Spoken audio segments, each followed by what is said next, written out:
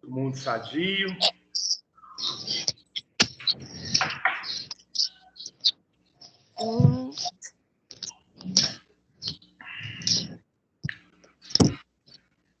Melhor? Melhor? Bom. Pessoal chegando, vamos entrando. Pessoal, para hoje, eu gostaria de aproveitar esse momento nosso para a correção dos exercícios, tá? Por gentileza, apostila 6. É a 6? Não, é a 7. Apostila 7. Corrigirmos aí os exercícios do capítulo, responder quem ainda não respondeu. E vamos tocar do bar. Daqui a pouco tem esquenta Enem e o bicho vai pegar. Beleza pura? Dá um joinha aí. Levanta a mão para dizer que tá ok. Vai abaixando.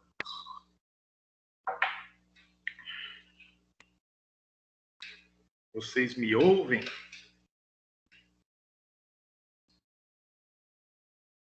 Boa. Guilherme.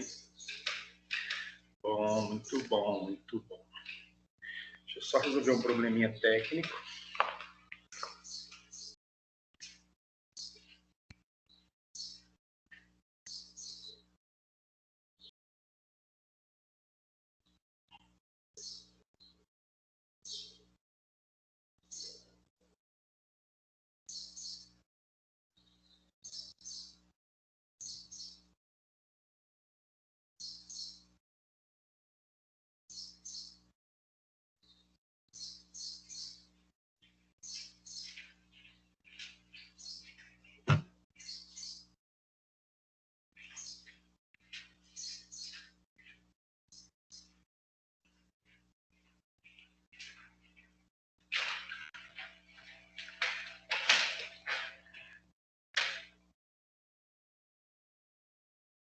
Dia. Bom, vamos lá então.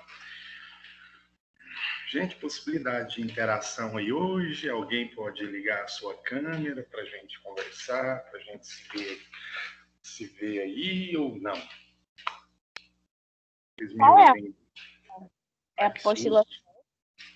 Apostila 7, capítulo 1, tá? Quem perguntou? A Mariana. Oi, Mariana. Oi. Vocês estão com saudade do mestre? Sim. Sim. Até das pessoas chatas a gente sente saudade, né, gente? Num momento como esse. Bom, vamos só recapitular alguns conceitos aí demográficos, né? Vocês já estudaram, só para a gente relembrar aqui. Expectativa de vida.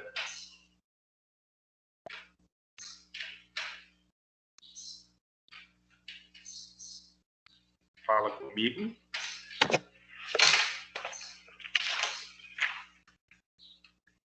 Gente, Mariana, vou pegar a Mariana aqui agora. O que vem a ser essa tal de expectativa de vida, meninos?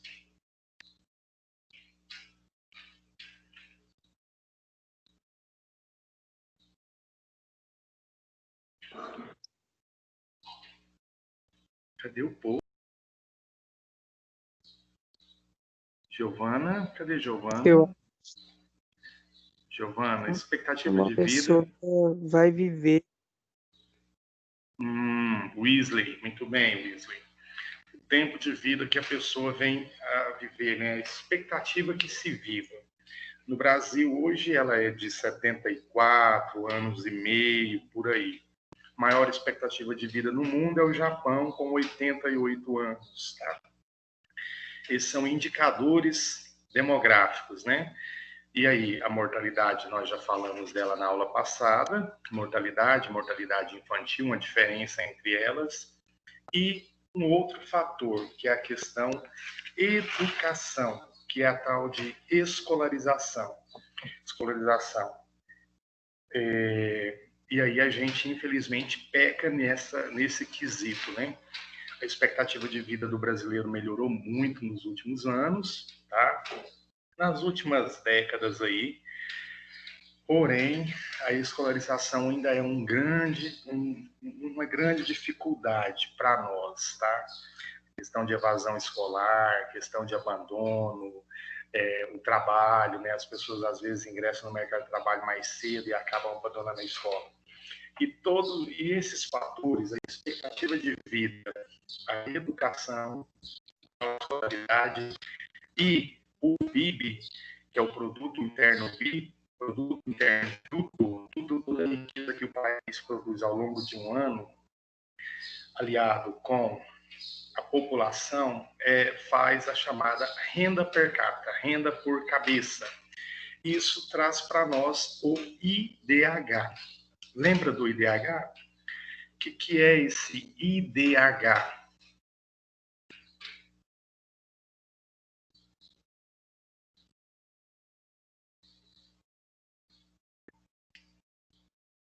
Pessoal?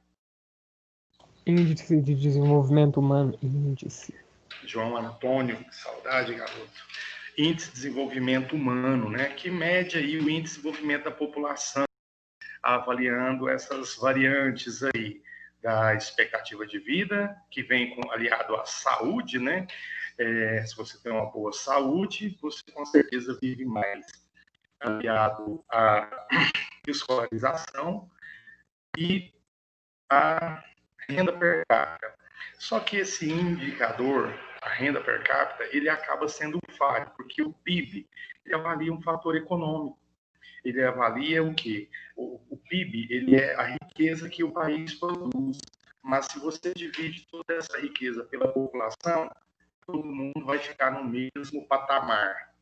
E, na realidade, a gente sabe que não é bem assim, senão não teria tanta gente pedindo ajuda aí na porta da Caixa Econômica Federal, pela os empregados. Então, ele coloca todo mundo no mesmo patamar de ganho mensal, anual.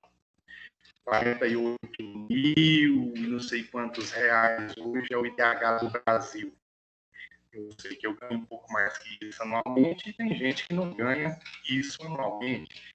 A pensar um aposentado com um salário mínimo, 12 vezes 1.045, no final das contas, não vai dar nem 15 mil. Mas esse índice, esse PIB gigante, coloca o Brasil aí nesse patamar. Você acredita que o IDH do Brasil é considerado elevado, alto, médio ou baixo?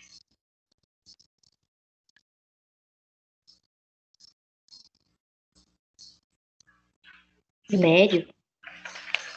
Médio. O IDH do Brasil é considerado alto. O Brasil já teve o IDH equiparado ao IDH da França, para você ter uma ideia. Só que, claro, nosso nível de escolarização em relação ao francês ele é bem inferior, mas a nossa economia estava muito pujante, né? Estava muito crescente. Chegamos a ser a sexta maior economia do mundo. Não significa que éramos a grande potência econômica, a sexta grande potência, mas fomos a maior economia, a sexta maior, perdão, economia do mundo. Isso, claro, elevou muito esse IDH. Porém, mesmo com esse IDH elevado, o Brasil ainda perde no IDH para a Venezuela. Você acredita nisso? O livro de vocês traz aqui na tabela da página 12 que o Brasil tem um IDH está em 79º lugar. Só que esses dados aqui são de 2014. Nós caímos de posição. Hoje, o Brasil tem, na colocação do IDH, ele está em 84º lugar em IDH.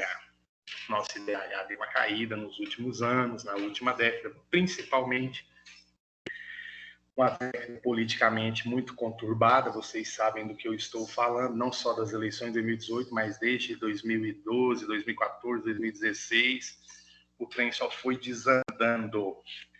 Então, o Brasil, ele vem aí melhorando a condição de vida, mas ainda patinando em vários aspectos, tá? E por isso colocamos aí que nos coloca aí num patamar de IDH que acabamos a perder para uma Venezuela. Mas é claro, a Venezuela, seu principal produto é petróleo, ela é uma das maiores produtoras de petróleo do mundo, isso faz com que ela tenha um PIB enorme, porém, todo mundo sabe que a condição de vida por lá, por conta de um governo ditatorial, né, não é legal. Dúvidas, perguntas? Podemos avançar para os exercícios, crianças?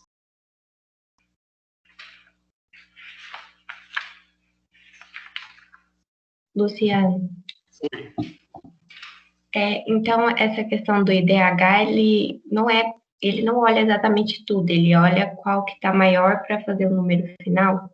Não, ele considera esses três. O IDH, perdão, a expectativa de vida, que está aliado à saúde, né? A escolarização, o grau de escolarização dessa sociedade e a renda per capita. O que há de crítica aí? A crítica é usar o PIB para um indicador social, né? Porque o PIB é um indicador econômico. Se você tem uma balança comercial favorável, com certeza você vai ter um PIB gigante, que é o caso do Brasil, que tem um PIB, né, bem interessante. Só que pegar esse fator, esse dado completamente econômico e usar num indicador social é o que muitos criticam, porque o PIB ele deveria ser usado para avaliar o desenvolvimento econômico do país. Quando você fala de índice de desenvolvimento humano, você está avaliando a condição social desse povo, né? E aí esse é a grande falha do IDH, porque ele deveria avaliar fatores sociais e não unir esse fator econômico que é o PIB para desenvolvimento social. Ter um IDH, perdão, ter um PIB elevado não significa ter um IDH elevado, porque as condições sociais não se resumem somente ao PIB, a renda per capita. Isso é um caso interessante até para os países lá do Oriente Médio, que são grandes produtores de petróleo, né? Porém, as pessoas vivem em péssimas condições, fome, miséria, analfabetismo, e o PIB é altíssimo devido à produção de petróleo. Resumindo tudo isso, a riqueza não é bem distribuída. A riqueza não é bem distribuída, então não faz com que as pessoas tenham esse fator social da economia, da renda per capita, como um fator verdadeiro, você entendeu? Então, é como se você distribuir toda a renda do país para todo mundo, mas na verdade não é isso que acontece. Mas o IDH avalia dessa forma, né? Que é o PNUD, Programa das Nações Unidas para o Desenvolvimento. É o PNUD que avalia o IDH dos países, considerando vários indicadores relativos à economia, à saúde e à educação da população. O Programa das Nações Unidas avalia desde 1990 o IDH de quase todos os países do mundo, tá? Esse índice ele vai de 0 a 1. 0 a 1. Quanto mais próximo de 1, significa que a desigualdade é menor. Quanto mais próximo de 0, significa que a desigualdade é maior. E onde você tem essa desigualdade maior, é onde você tem uma menor distribuição de renda, tá? Na medida do possível, aprimorando o IDH obedece a uma escala de, de 1 a 0. As nações com as melhores condições de vida têm IDH próximo de 1, de 0 a 1. Noruega, Austrália, Canadá, Suécia. Ao passo que aqueles com os piores padrões médios de vida têm IDH mais baixo, geralmente 0,3, 0,5. É o caso de alguns países africanos, né? Serra Leoa, Costa do Marfim, Etiópia, República Dominicana do Congo. Essa escala de 0 a 1, em vez de 0 a 10 ou de 0 a 100, adotada para diminuir os impactos das diferenças. O que mede essa diferença da desigualdade? Chama-se coeficiente de Gini, tá? É um italiano, um cientista italiano aí da área social que criou esse coeficiente de Gini para verificar a desigualdade. E nossa desigualdade vem aumentando, como vocês devem estar acompanhando. Normalmente, os países que têm esse IDH elevado, eles fazem a melhor gestão, tá? Tem uma renda per capita mais considerada, então todo o tributo que é recolhido pelo cidadão acaba voltando, né, em melhorias sociais, por isso acabam tendo aí um melhor padrão de vida. Como eu já mencionei em outros momentos aqui, aí, ó, são os países do norte, né, Noruega, Suécia, Austrália, Canadá. O país hoje que mais devolve a tributação para o cidadão é a Nova Zelândia, chega ali a 90% de devolver a tributação que é recolhida de imposto para o cidadão. Porque, na verdade, gente, todo o serviço público, municipal, estadual, federal, ele é pago através do recolhimento de tributos, né? Então, quando você paga muito imposto, mas tem de volta, né, uma qualidade de trabalho na saúde, na segurança, na educação, nas rodovias, você acaba vivendo melhor. E, na verdade, é o que não acontece para nós. Beleza pura?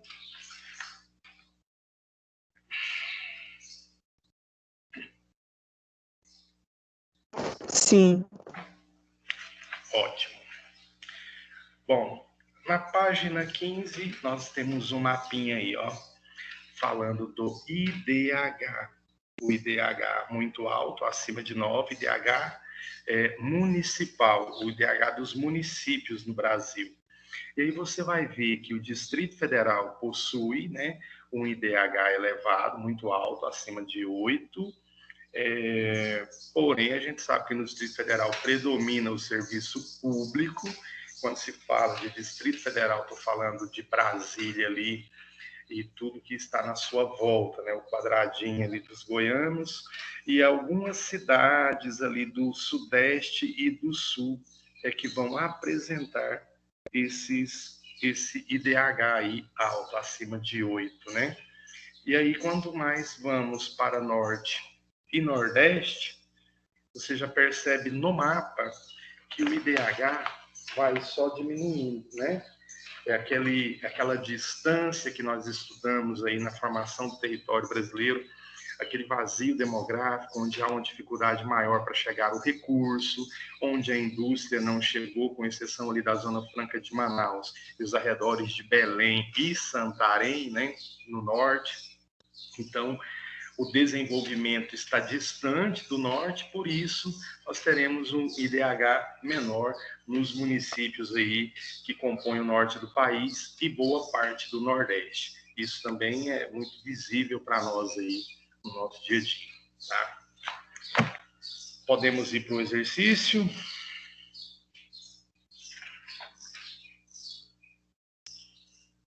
Vamos? Sim.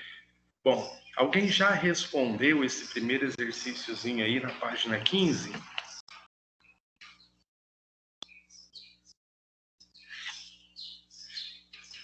Não? Então vamos tentar aí. Não. Quem falou eu? Responde não. Maria Gabriela. Oi, Maria Gabriela, tudo bem? Tudo bom. O que você respondeu aí, Maria Gabriela? Eu queria saber. Letra B. Vamos conferir. O Atlas Brasil 2013, divulgado recentemente pelo PNUD, apresenta índice de desenvolvimento humano e publica dados referentes às condições de vida dos brasileiros nos últimos 20 anos, considerando longevidade, que é a expectativa de vida, tá? Educação e renda.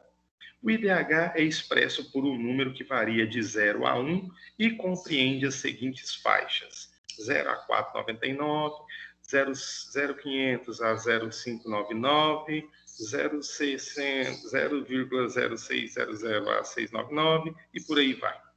E aí ele vai ter o IDH muito baixo, baixo, médio, alto e muito alto ou elevado. E aí ele veio com uma pergunta. Sobre os dados publicados, é correto afirmar: a maioria dos municípios da região sul, sudeste e norte é classificada com o índice alto e muito alto desenvolvimento humano, demonstrando redução de desigualdade? Não é isso que a gente vê no mapa. A gente vê pequenas manchinhas ali em alguns municípios, né? Não é a maioria, é a minoria.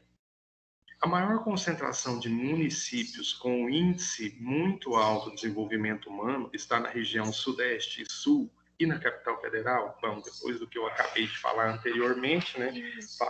Falando do Distrito Federal e desses municípios aí, sudeste e sul, não precisamos nem perder tempo na questão. Letra B de Bosque. Vamos nem seguir perdendo tempo, que no Enem você tem que fazer isso, viu? A hora que você já viu ali a facilidade na questão, você já tem que matar ela logo. Tarefa para casa, para praticar, exercício 1. Alguém já resolveu esse exercício? Caneta, vai. Deixa eu pegar minha caneta.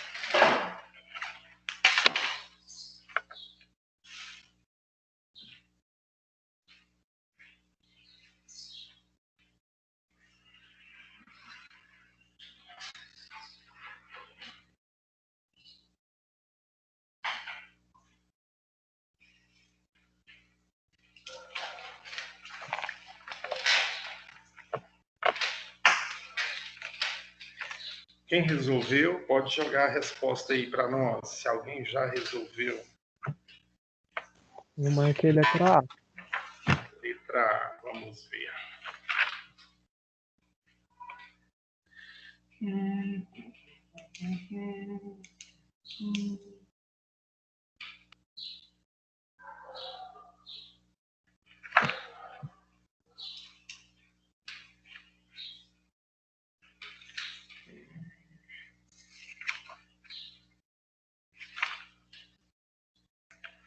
Quem mais respondeu?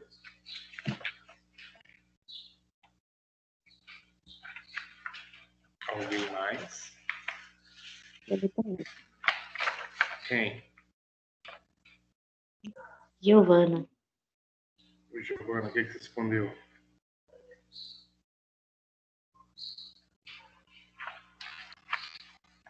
Oi.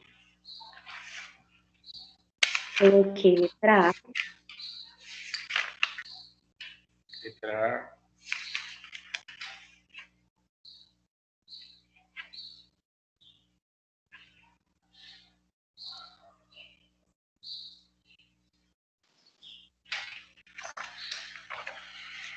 Vamos ver o exercício. O Brasil apresenta densidade demográfica muito desiguais entre suas regiões. Entretanto, percebe-se que há um processo de interiorização do povoamento e de mudanças na ocupação do espaço, sendo incorreto afirmar que incorreto. Gente, quando a gente estudou lá a população, a distribuição da população, tudo, a gente falou da densidade demográfica, né? Inclusive, teve uma questão aí do Geek Test que muita gente errou sobre densidade demográfica.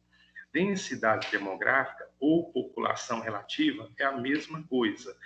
É o número de habitantes por quilômetros quadrados num determinado espaço. Então, quanto maior a concentração populacional em uma região, num município ou um município, nós teremos aí uma densidade maior, uma densidade elevada, né? Quanto menor o número de pessoas para um determinado espaço, aí você tem uma densidade menor. Então, é a relação entre o espaço e as pessoas que ocupam esse espaço. É eu pegar uma sala com 10, uma com 30 e a outra com 60 alunos, né? Dentro do mesmo espaço que é uma sala de aula. Então, na turma de 60, nós teremos uma maior densidade demográfica. Já na turma com 10 alunos, eu terei um número de pessoas por quilômetros quadrados menor em relação ao outro espaço, tá? Esse retrato é um reflexo do crescimento demográfico, dos movimentos migratórios e da expansão econômica. Ele falou de um processo chamado de interiorização. O que é interiorização, gente?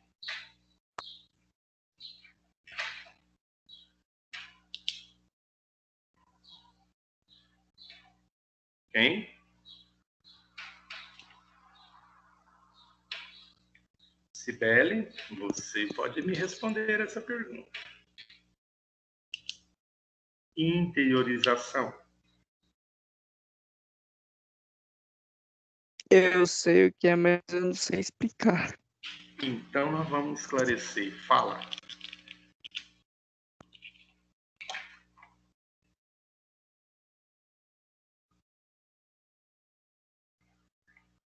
Vamos lá.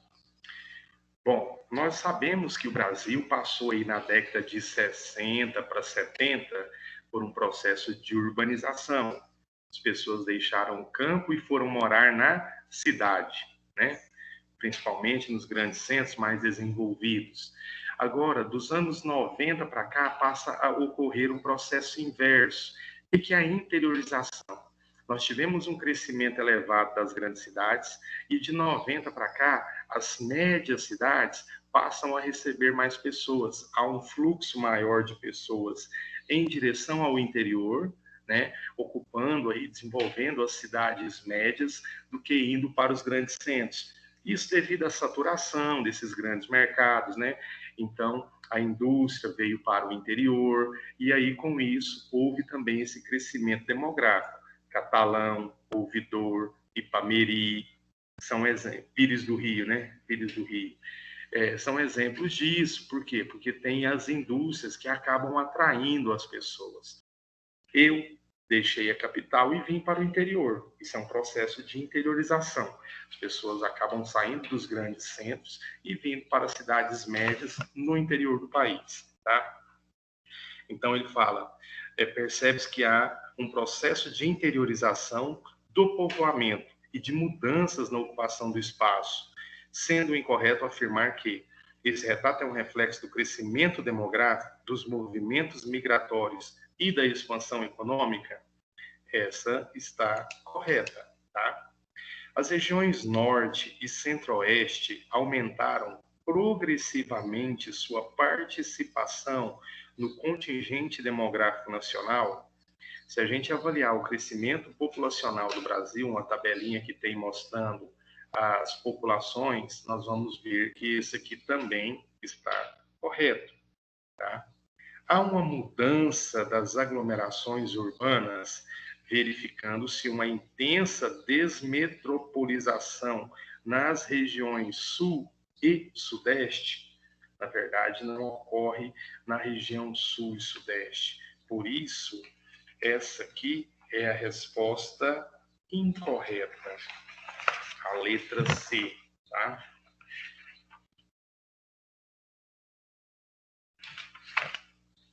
Peraí, deixa eu confirmar ela aqui. Tarefa para casa, para praticar.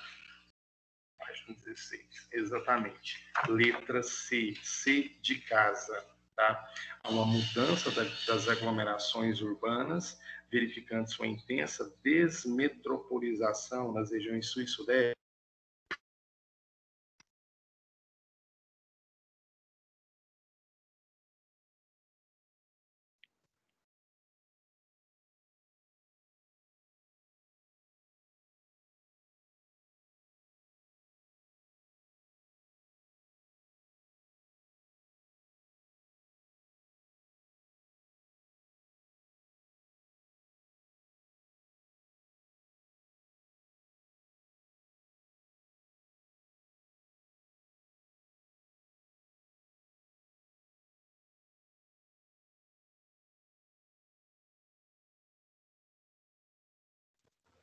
Luciano?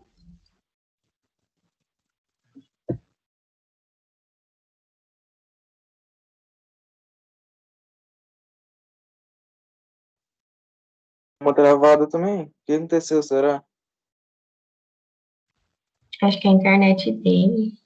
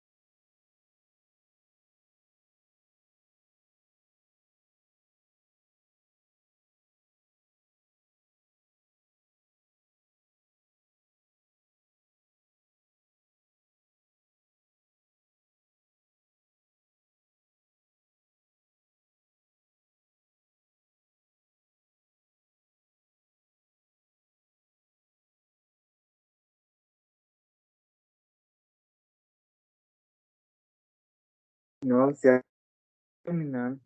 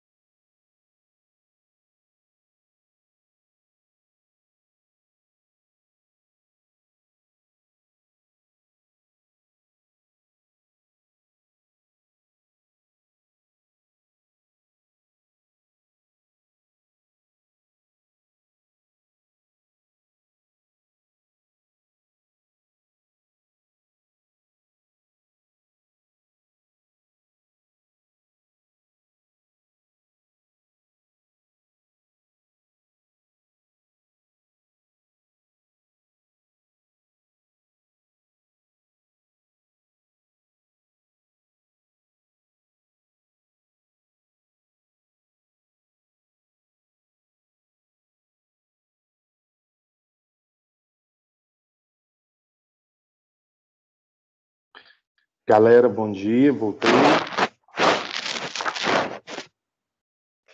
Vocês estão aí? Deu uma caída aí, hein, Luciano? Sim. Tá mais Tomei um tombo feio aqui, ó, minha internet caiu, que bom. Ai, Brasil, Brasil das condições péssimas de trabalho. Vamos dar uma continuidade aqui no nosso pacote Tintim. Onde eu parei mesmo? Deixa eu posicionar aqui meu negócio. Ah, que bom, que bom, que bom. Bom, pessoal, então o que ocorre é essa mudança do comportamento social e não a desmetropolização. A letra incorreta é a letra C de casa, beleza? Eu adoro essa charge. Podemos ir para a próxima? Sim. Alguma dúvida, alguma pergunta? Não. Tranquilo. Gente, liga a câmera aí. Tiaguinho. Tiago, Luciano? Guilherme, Giovana, Isabelle, PH, Bililica, eu sei que é a Maria Gabriela. Oi. O Matioli Pode e falar. a Laiane pediu para avisar que a energia na casa deles acabou. Ah, aqui também acabou. Infelizmente. Não, a Laiane não, é da Tânia, eu confundi. Será que isso que aconteceu na minha humilde residência. Aqui em casa também acabou a Aqui energia. também acabou e tá Aqui voltando agora. também. Aqui ainda Ah. não. Aqui tá dando queda toda hora. Nossa, tá difícil esses dias, né, gente? É nossa, Tá é a difícil. nossa qualidade de vida. Ai, ai. Preciso comprar um suporte pro celular, porque no celular é melhor, que eu tenho mosaico aqui, eu vejo todo mundo. Liga a câmera aí para nós, gente. Dá um salve aí, a gente quer ver vocês. Bom, observe a charge a seguir. Ai, peraí, tá rodando. Observe essa charge a seguir, comente qual a mensagem ou crítica que ela procura transmitir. Essa questão é uma questão que é uma resposta em que você deve observar, né, e fazer a sua análise crítica. Nesse momento que estamos vivendo, não é muito difícil, né? Expectativa de vida do brasileiro aumenta, deu no rádio. E o povo que está ouvindo está numa situação crítica, né? Provavelmente aí num postinho de saúde, né? Tomando um soro, injeção, em situação complicada. Ontem eu vivenciei isso aqui de certa forma, porque meu pai apresentou assim alguns sintomas como rouquidão, tosse, dor no corpo. Graças a Deus não teve febre nem nada. Meu pai tem 70 anos, então, a gente atacar meu velho é complicado na situação que ele está, né? De idade e pulmão bastante comprometido devido a efizema. Aí fui para a UPA, não, na UPA não, nem atende por conta dos sintomas, vai direto para o hospital de campanha. Chega no hospital de campanha, quantos dias que o senhor está sentindo isso? Ah, tem uns 2 dias. Não podemos fazer o teste porque só tem 2 dias. Ou seja, você tem que esperar a doença avançar, se for o caso da doença, para você fazer um exame. Vai, gente, ou eu sou muito doido, ou o povo está muito doido. Não é melhor prevenir do que remediar, já diz o ditado? Então, se você tem um idoso, 70 anos, com os problemas que já tem, as comorbidades que já tem, e ainda chega lá, o povo se nega a fazer o exame, beleza, medicou. Também meu pai vira e mexe, tem pneumonia, né, por conta da efizema. O velho fumou pouco durante, né? Aí o que acontece? Volta para casa, vai se medicar. Então bate exatamente nessa condição que a gente vê aqui, né? Galera aí esperando um atendimento, esperando um tratamento em condições terríveis, que é a saúde do brasileiro. Não é muito difícil para você fazer essa crítica. Então, deixa eu ver isso aqui. Dúvidas, perguntas? Qual a análise que vocês fariam dessa charge?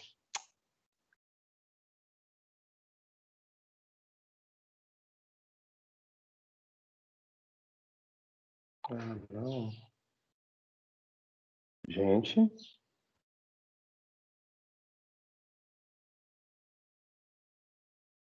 Pessoal, estão me ouvindo? Travou um pouquinho aqui. Camila? Oi. Hã? Agora tá Estão dando. ouvindo? Agora sim. Uai, vocês não estavam ouvindo? Eu escutei. O meu deu uma Entendi. travadinha. Bom, tá. Beleza. Vamos seguir. Exercício 3. Observe o mapa abaixo. Mapa da mortalidade infantil em 2010. Não podemos esquecer daquela regrinha da mortalidade infantil, né? São dados de mortes até 1 ano de idade, tá? Analisando o mapa, você acha que há alguma relação entre os estados mais pobres e a maior taxa de mortalidade infantil? Porque ela é mais elevada nos estados do norte e nordeste. Nordeste aqui, né? Chegando a 25 a 30,2 no Maranhão e Bahia, Sergipe, Aracaju.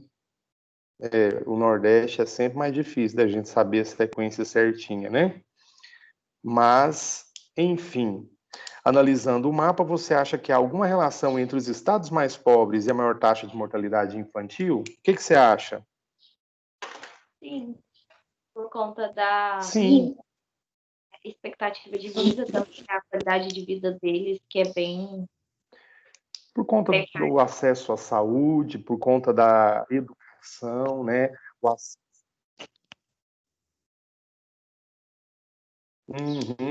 O acesso à água tratada, os estados do Norte e Nordeste, pelas suas dimensões, a dificuldade de acesso para um tratamento médico. Então, tudo isso faz com que realmente tenha essa relação. Os estados mais ricos, você tem um melhor acesso à saúde, você tem vias de acesso mais fácil. Na sua opinião, a taxa de mortalidade seria um bom indicador para avaliar o desenvolvimento de um país? Justifique.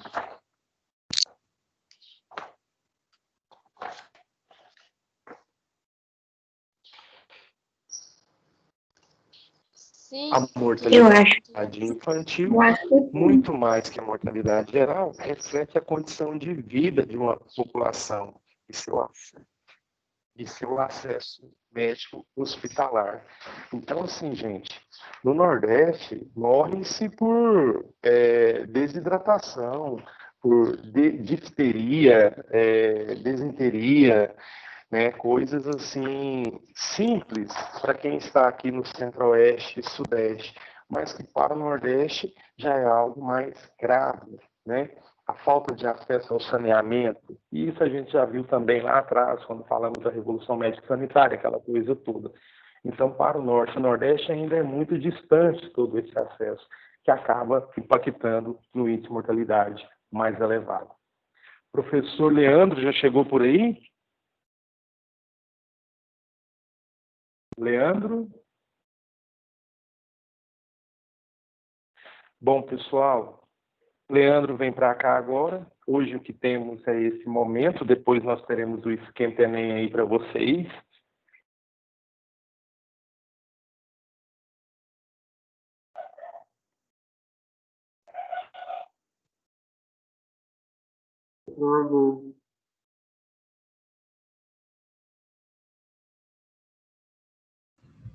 Tchau, Luciano. Até mais tarde.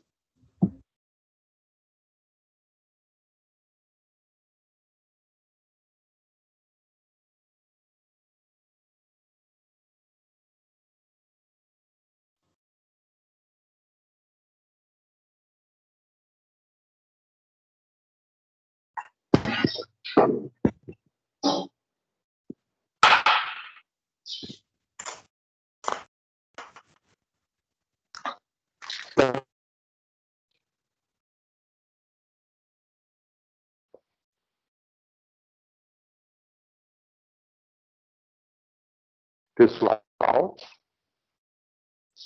vocês estão me ouvindo? É que você tinha dado um travo. Não estava dando para ouvir. Então, você travou para a gente. Vocês vão resolver aí os exercícios desse capítulo e eu vou abrir um espaço na plataforma para vocês mandarem a foto, tá? Contando como uma atividade. Vocês terão um prazo aí até a outra semana, não é para finalizar hoje, tá? Eu vou abrir depois da aula de hoje. E aí, na medida que vocês resolverem os exercícios, vocês mandam a foto lá. Tudo bem? Tudo bem. Tá então, bom, tá. tudo A bem. gente se encontra daqui a pouco no Esquenta Enem, tá? Tá bom, até mais. Tá bom, até mais tarde. Obrigado, tchau.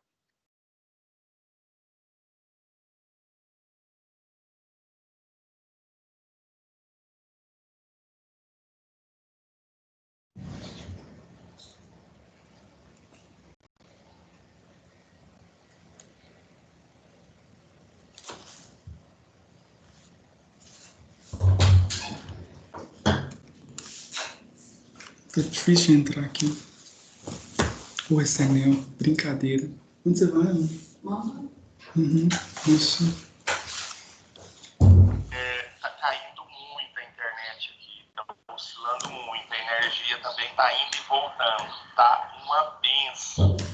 Eu caí 2 vezes lá no segundo ano.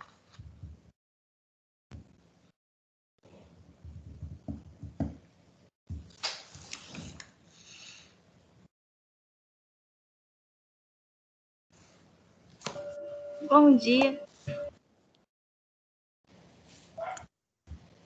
Bom dia, pessoal. Bom dia. Tudo bem com Bom vocês? dia. Bom dia. Tudo bem, você? Também. Vamos ver se vai dar tudo certo aqui, porque houve uma queda de energia, né? Sim, aqui também, no Ipanema. Acho que muitos saíram também, né? Uns estão na internet do celular. Sim.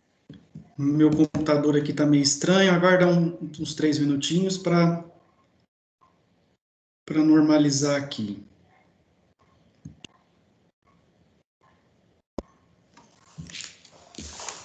Enquanto isso, pessoal, peguem a apostila de vocês, apostila 6, na página 94, capítulo 10. O iluminismo.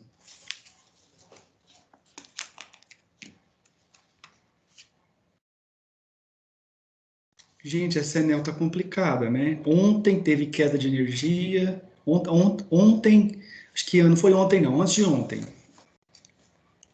Hoje tá muito Teve difícil. mesmo?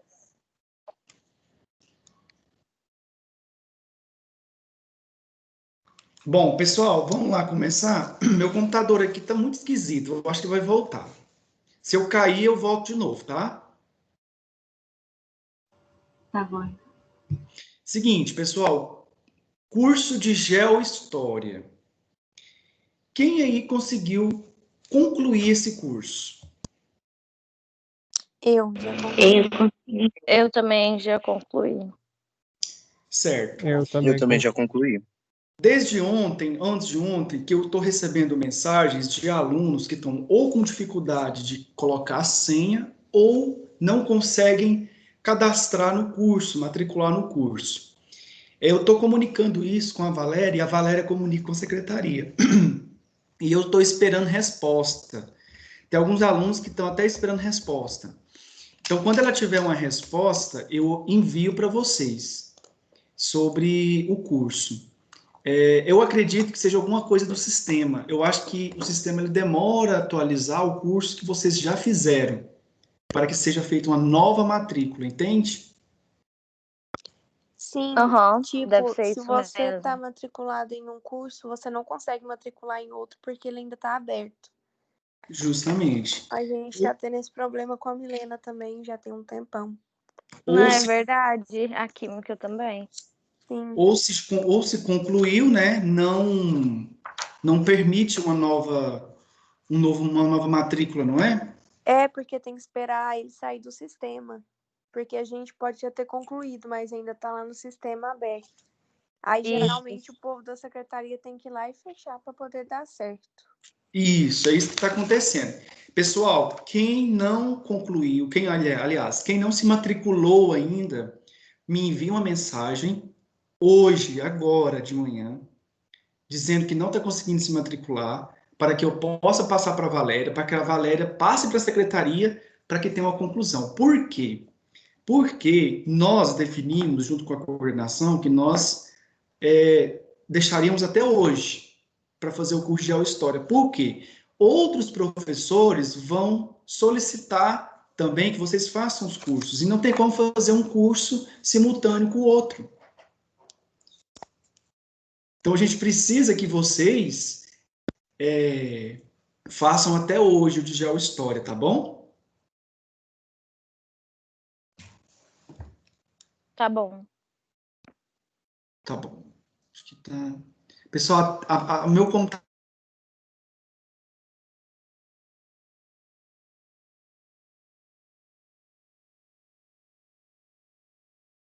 Não, a internet decai. Deve ser Caiu. energia.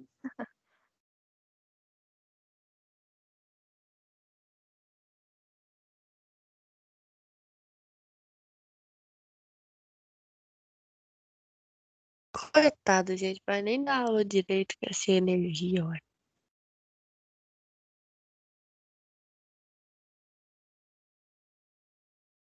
Não tá aprendendo nem jeito de ouvir esse direito. Será que vai ter reunião?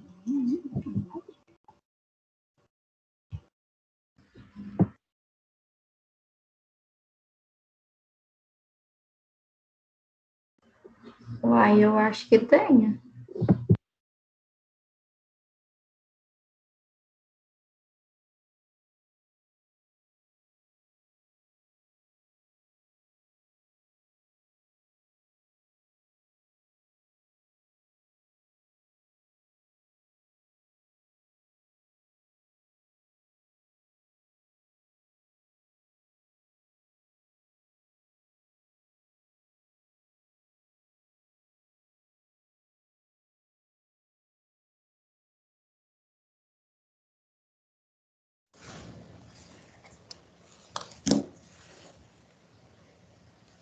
Voltou.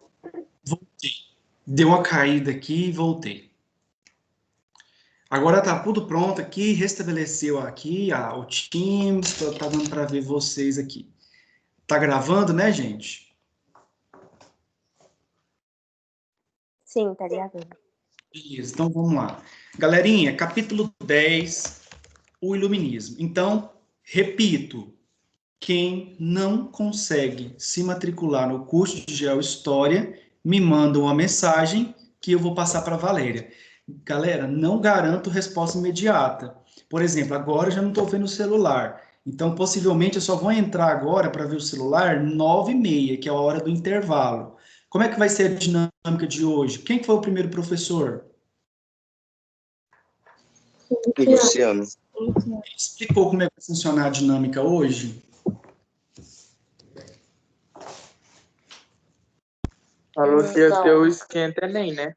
Isso. Olha, vamos lá. Hoje, galera, seria atividade, né? Seria atividade. A escola, a gestão da escola, organizou um momento Enem, né? Todas as áreas, cada semana vai mudar. Semana passada foi linguagens, essa semana é humanas, então nós não tínhamos aula com vocês hoje. Em consequência desse momento, para preparar vocês para o Enem, a gente está entrando síncrono. Então, a gente pensou que a gente tinha um pouco de conteúdo para dar, a gente tem um pouco de conteúdo, e às 9h45 a gente vai reunir todo mundo, todos os professores, todos os alunos do segundo e do terceiro ano, para a gente fazer o momento Enem, que é o Esquenta Enem, né? Das 9h45 até as 11h15. Aí sexta-feira vai ter de novo ou não? Sexta-feira é um outro momento à noite, das 7 horas, das 19 horas até as 20 horas.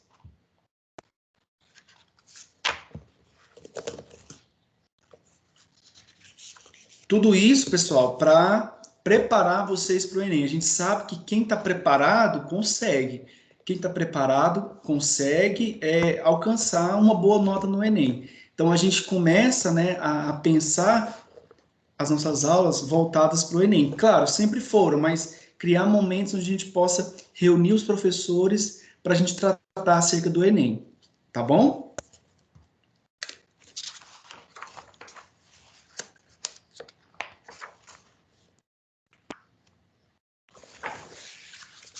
Tá bom, gente?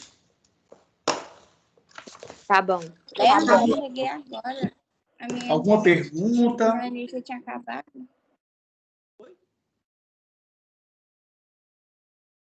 Eu não entendi. Eu cheguei agora porque a minha energia tinha acabado, agora que eu consegui. Na verdade, eu tô usando dados móveis. Aí, o que você estava falando? Eu estava dizendo que hoje nós temos um momento Enem, às 9h45. Não é nesse link, é num outro link que foi gerado e enviado para vocês por e-mail, né, e pelo WhatsApp. Às 9h45, depois do intervalo, a gente vai reunir para a gente trabalhar, né, assuntos voltados para o Enem. E os alunos que não conseguiram se matricular no curso de Geohistória, me procurem pelo celular para que eu possa enviar a solicitação para a secretaria, para que possa resolver hoje, porque vocês têm até hoje para fazer e enviar o print lá na plataforma. Tá bom. Tá. Então tá, pessoal, vamos lá. Capítulo 10, o Iluminismo. Na aula passada, a gente tem até 8h50, eu comecei a falar um pouco mais do iluminismo, mas vamos entender o melhor o que o iluminismo ele queria combater, o que ele criticava na sociedade. A gente sabe que o iluminismo é um movimento do século XVIII, ele surgiu na França, da França ele se espalhou pelo resto da Europa. O que o iluminismo queria combater? Vamos lá, eu quero a participação de vocês. Na área econômica, o que o iluminismo queria combater? Porque vocês já sabem disso. O que norteava as práticas econômicas desde o século XV na Europa? A igreja? Não. Qual que era o conceito, a lógica de organização da economia?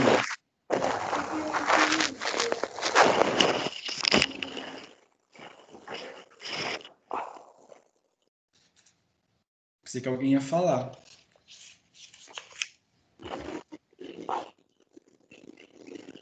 Como a sociedade se organizava economicamente desde o século XV, galera? No feudalismo. O feudalismo já tinha assim... Monarquia. Não, Cidades-estados. Oi? Cidades-estados. Não, peraí, gente. Vamos olhar para a área econômica. Como o Estado Nacional. Tem uma palavra que define essa prática econômica. Isso é muito importante, gente. Nós chegamos no momento... Oi? Constituição brasileira. Não. Pessoal, qual doutrina, qual prática econômica vigorou na Europa desde o século XV? Comercialização. Mercantilismo. Oi? Mercantilismo. Isso, João Antônio. Muito bem. Mercantilismo. Pessoal, isso aqui é um conceito importantíssimo para a gente agora, né? Desde o século XV, que a Europa se organizou em torno do sistema mercantilista. Alguém podia falar sobre o mercantilismo?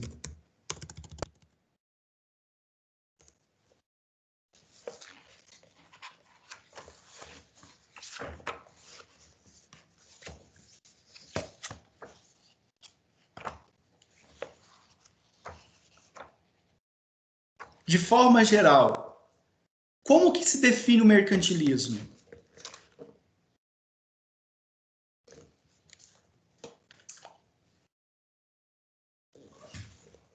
E aí, pessoal, vamos lá.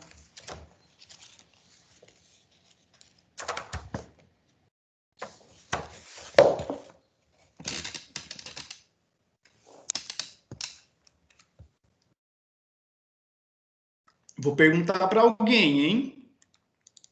Vou perguntar para Dalila. Você está aí, né?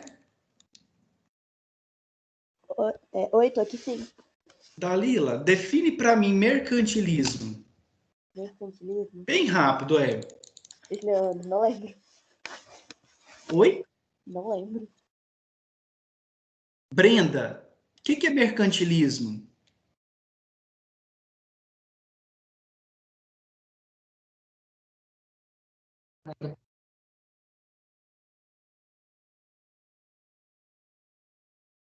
Alguém ia falar alguma coisa. Eu posso falar? Pode. Tá dando pra me escutar? Pode falar. É um conjunto de práticas econômicas desenvolvidas na Europa na Idade Média entre o século XV e o final do século XVIII? Isso. Basicamente, o mercantilismo, pessoal, quando falar mercantilismo, vocês vão falar isso. Intervenção do Estado na economia. Intervenção do Estado na economia. O mercantilismo, ele organiza a economia de forma que o Estado ele tem que intervir na economia. Ele tem que controlar a economia. E várias políticas foram criadas dessa intervenção. Metalismo. Quanto mais ouro um Estado nacional tiver, mais rico ele será. É uma prática do mercantilismo. Balança comercial favorável. Quanto mais um país exportar, mais rico ele será, né? Tudo isso, pessoal, faz parte do sistema mercantilista na Europa, né? Que aí foi o momento de constituição dos primeiros estados nacionais. Nós estudamos lá no início do ano. As práticas econômicas que vigoravam se assentavam em torno do sistema mercantilista. As colônias foram criadas dentro da lógica mercantilista, de exploração econômica, né? De busca de ouro, busca de metais preciosos, manter aí uma exportação maior do que importar. Então, o país ele é rico quando ele exporta mais e importa menos, quando ele fixa tarifas alfandegárias para seus países, quando ele coloca impostos sobre os produtos que vêm de fora. Ok?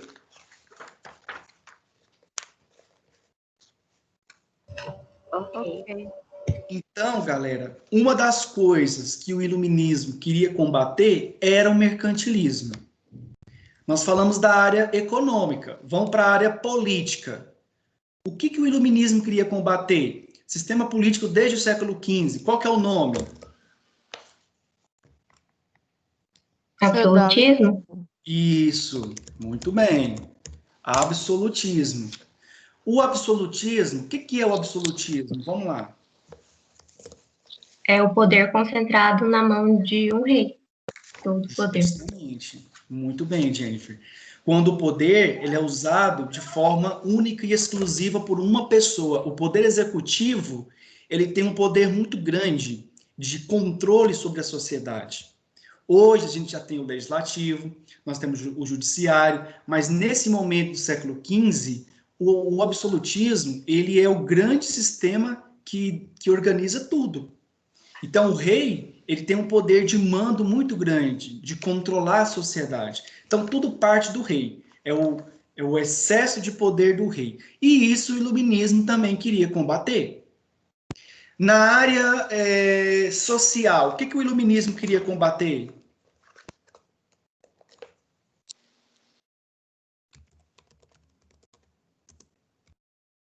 A diferença entre as classes? Oi? As diferenças entre as classes? Isso. Então, é o que nós chamamos de sociedade estamental, onde cada um tem o seu lugar na sociedade. Desde a Idade Média, que vocês sabem disso, o ser humano ele nasce e ele já tem um destino para ele tem que viver naquela classe social. E isso acabou que perpassou para a Idade Moderna. Você tem o clero, a nobreza e os servos. Primeiro estado, segundo estado, terceiro estado. Então você tem assim uma rigidez social muito grande. E o iluminismo queria combater essa sociedade estamental. Por quê? Ela gerava desigualdade social, exploração do homem. Então, o iluminismo queria promover aí a democracia. E por fim, já falei da economia, da política, da sociedade e da cultura. O que o iluminismo queria combater?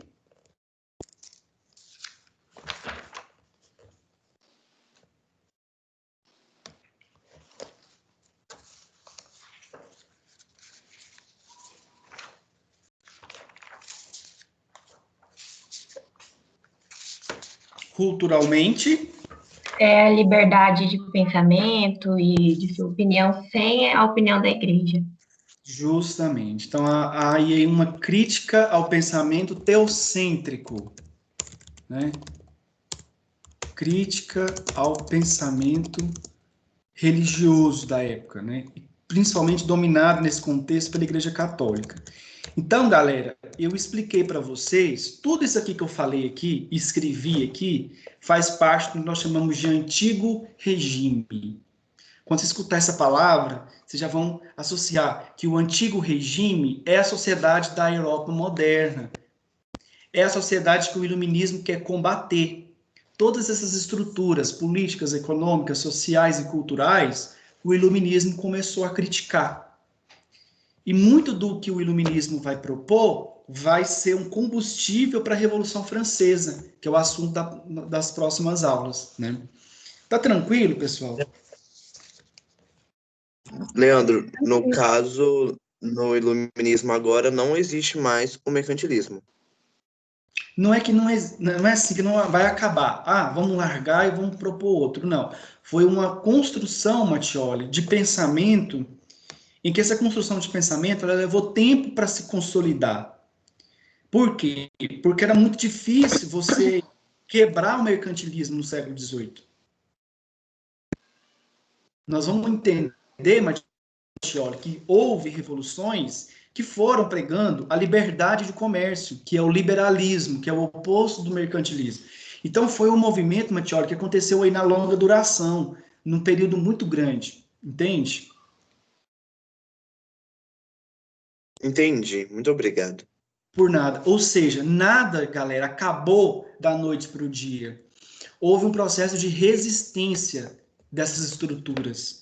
Então, houve um combate mesmo, um combate teórico e um combate prático na Revolução Francesa, que a gente vai estudar. Foi na Revolução Francesa que esses elementos que eu disse para vocês, das estruturas do antigo regime, começaram a ser abaladas no mundo.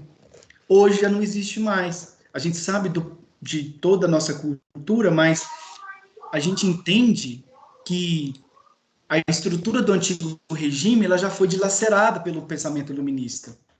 E hoje, galera, a gente tem uma crise do pensamento iluminista, só para vocês entenderem.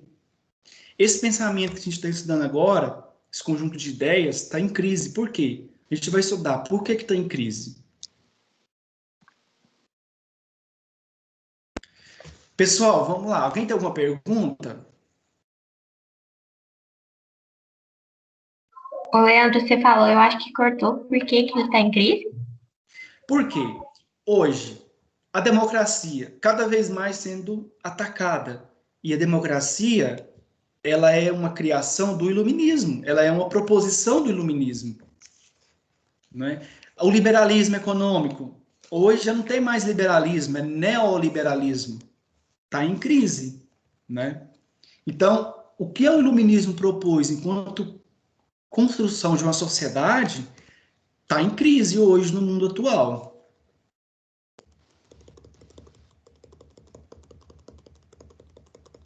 A liberdade, a razão.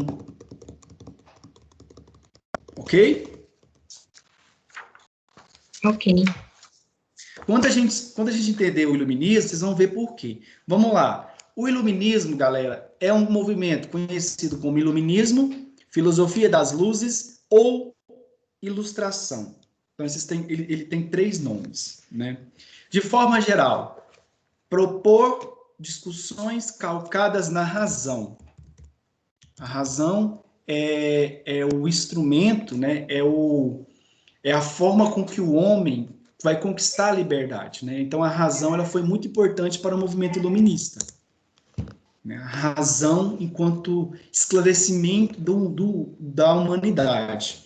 Então, o iluminismo atingiu a filosofia, né, de uma forma geral. Os filósofos proporam teorias que fossem contra a sociedade absolutista do antigo regime. Primeiro, vamos estudar um desses filósofos. Lá na página 96, pessoal, tem uma questão que vocês já sabem, que a gente já estudou, que é a lição de anatomia. Já caiu em avaliação, vocês sabem o que é isso aí. Né? A partir do século XV, principalmente a partir do século XVII, começaram a realizar as primeiras autópsias públicas. E aí a gente retoma aquela questão, como que o corpo ele é entendido na história, né? Alguém quer comentar isso? Lembra?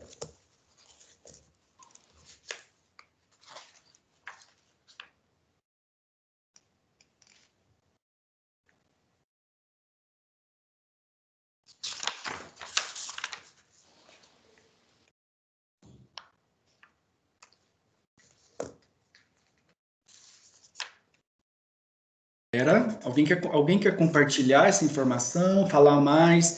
Por que começaram a fazer dissecação de cadáveres no século XVII? Por que isso Para não se poder fazia? conhecer o corpo, Isso. ver como, entender, tipo, como funcionava a parte interior do corpo. Porque, tipo assim, a parte ali de fora, todo mundo já tinha conhecimento, porque tava ali tendo contato todos os dias, né? Mas a parte interior ali, muitas das vezes, não tinha conhecimento. Então, eu acredito que foi para ter conhecimento do corpo humano na parte interior. Isso, Matioli. E digo mais, né? Pessoal, é importante porque as concepções de homem, né, de corpo, de sociedade, elas mudam. Elas mudam de acordo com o que as pessoas entendem como sociedade. Na Idade Média, o corpo era algo inviolável. O corpo era um bem precioso de Deus. Então, quando a pessoa ela morria, seja do que for, ela morria como causa divina. É uma causa divina. Aliás, os homens da Idade Média, eles valorizavam muito mais o plano espiritual do que o plano terreno.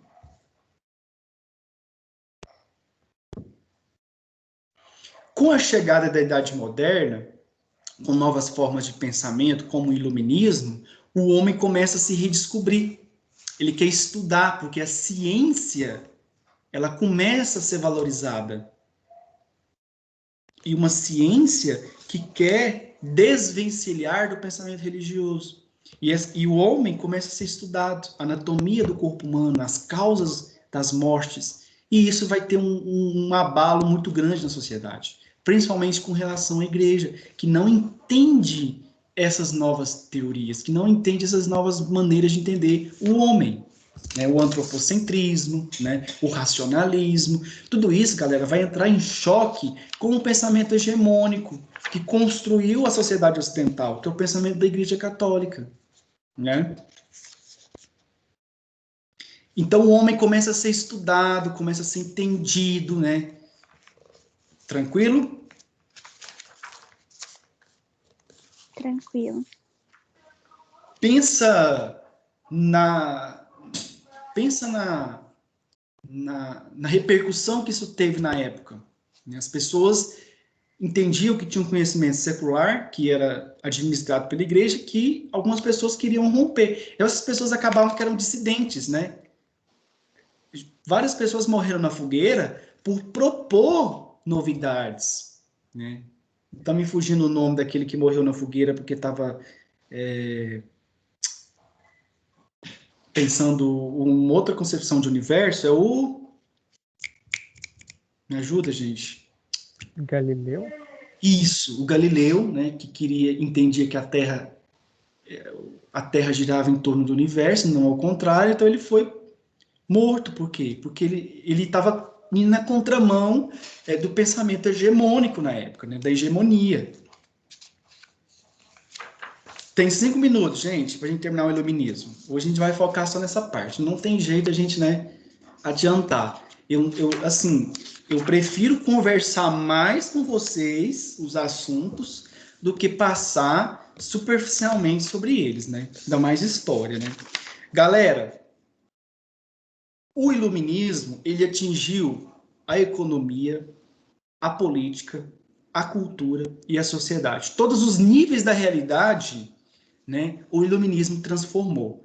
Na política, contra o absolutismo, a favor do liberalismo político. O liberalismo se tornou uma coisa, assim, uma palavra em voga. Tanto o liberalismo econômico quanto o liberalismo político. O liberalismo político queria a limitação dos poderes. O que quer dizer isso? O poder executivo, e quem criou essa ideia é o John Locke. Talvez vocês já até viram isso em sociologia.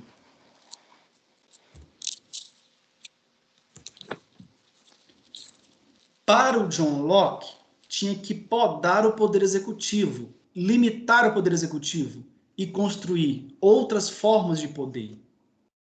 Vocês estão me ouvindo bem? Deu má qualidade da rede. Sim, estamos. Para o John Locke, a sociedade só irá crescer, progredir, quando haver uma limitação dos poderes, principalmente do poder executivo. E o que é limitar o poder? É não deixar com que ele mande em tudo. O rei, ele não pode sozinho ser o centro das atenções.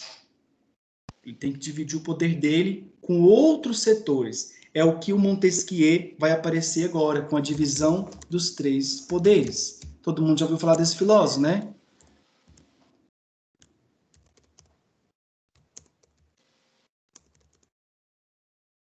Já. É clássico, né, pessoal? Foi ele, né, que colocou, que apontou a questão da divisão dos 3 poderes.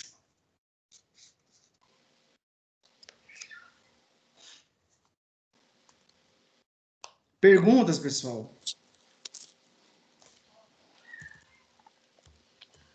Construção de 3 poderes autônomos.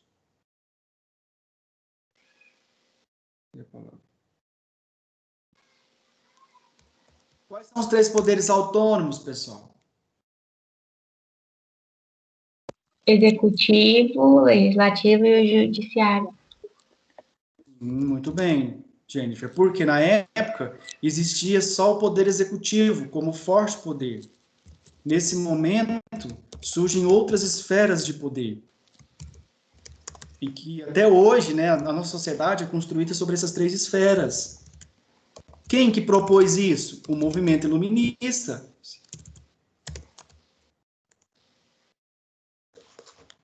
Executivo, judiciário e o legislativo.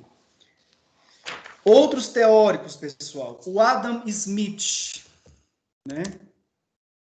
Muito clássico esse cara. O que ele propunha, galera?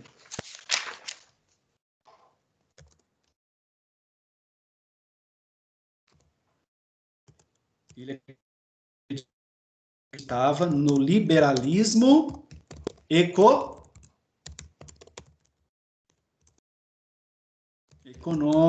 Para ele, a sociedade tinha que deixar, o Estado tinha que se organizar, não podia organizar a economia. Os empresários tinham que ter liberdade, porque o Estado fixava preço, controlava a economia. Para o Adam Smith, não poderia haver um controle da economia. Haveria que ter uma liberdade econômica. Então, vocês estão percebendo que tudo isso está entrando em choque com a sociedade moderna do antigo regime? Sim. Por exemplo, Voltaire, crítico da Igreja Católica. Por quê? Ele acreditava que a Igreja Católica estava disseminando a ignorância na população. Ela não deixava com que a ciência se desenvolvesse. Ela não deixava com que as ideias circulassem, porque ela tinha um pensamento hegemônico, ortodoxo. Então, Voltaire era crítico da Igreja Católica, porque ela, segundo ele, ela era responsável pela ignorância da população, né?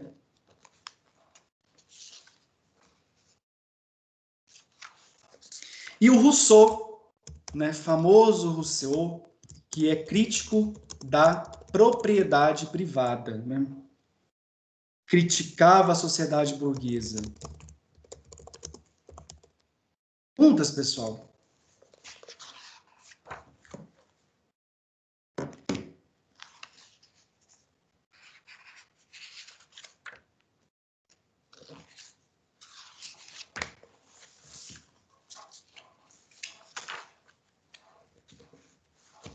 Pessoal, para terminar, então o iluminismo ele vai construir os pilares da sociedade contemporânea que a gente vive hoje.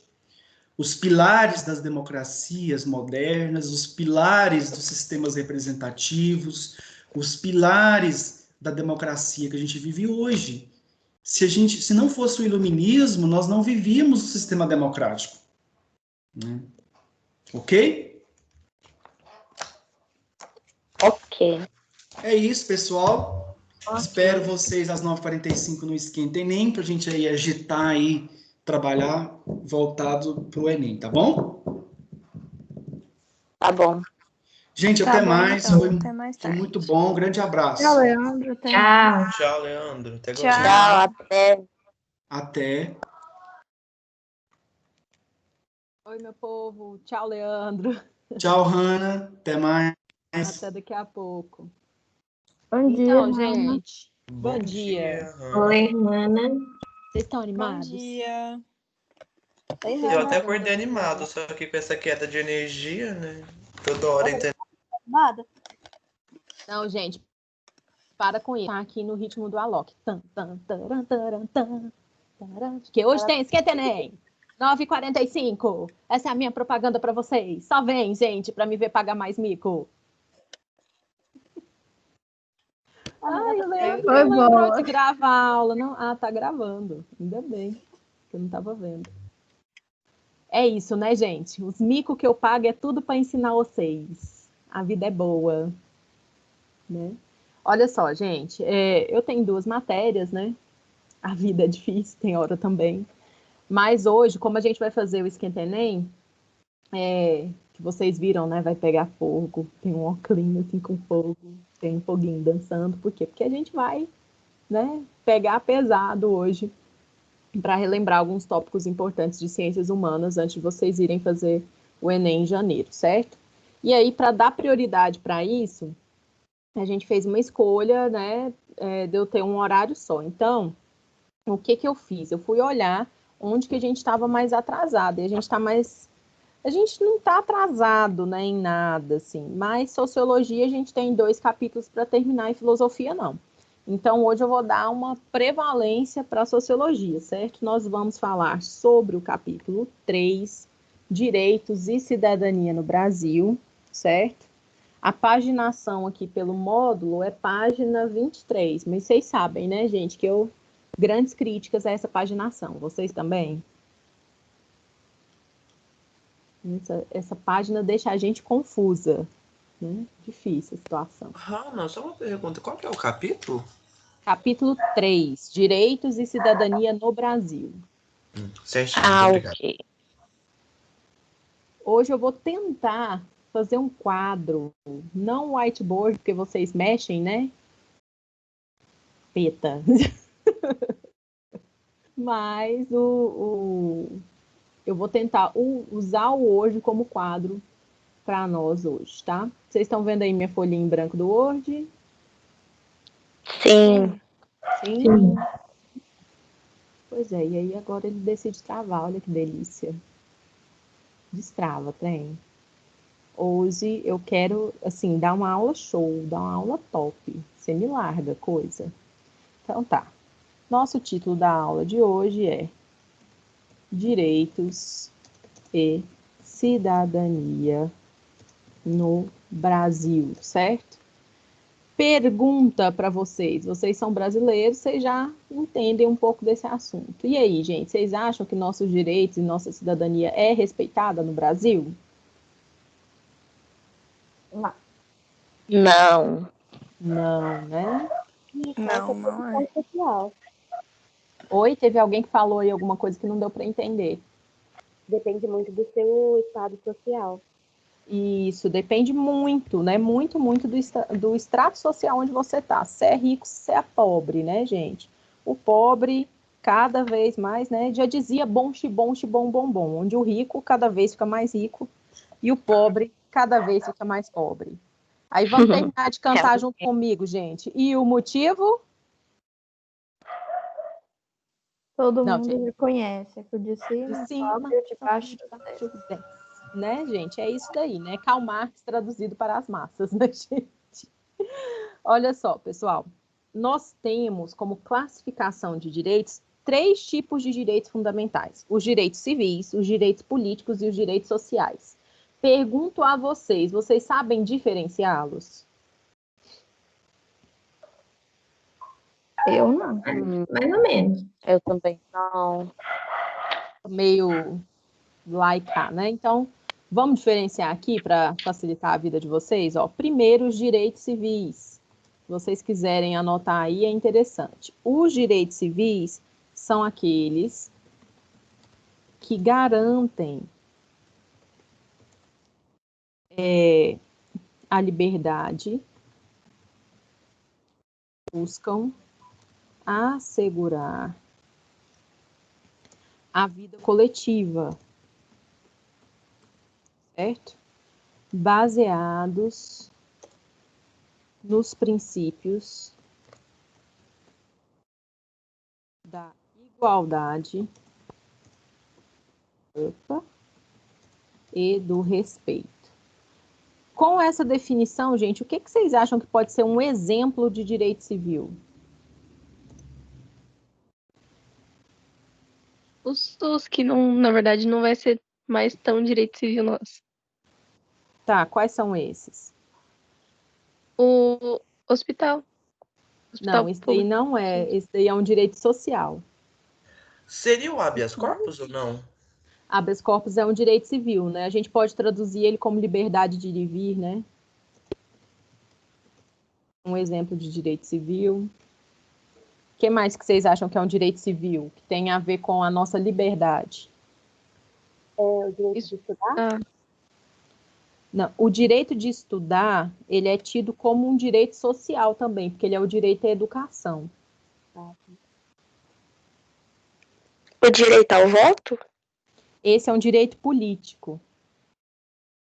Olha a confusão que faz na cabeça da gente, né? Parece que tudo é igual, mas não é. Ó. Vou pôr uns exemplos aqui. Ó. A liberdade de ir e vir é um direito civil. A liberdade de expressão e pensamento. O casamento homoafetivo, por exemplo, é?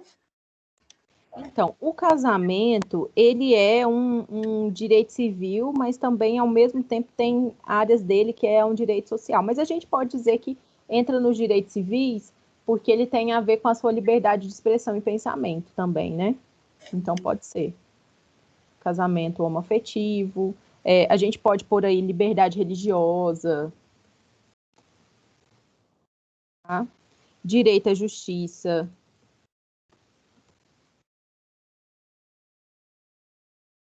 Direito à propriedade.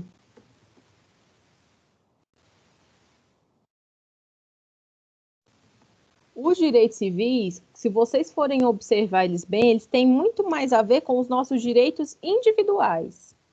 Estão vendo?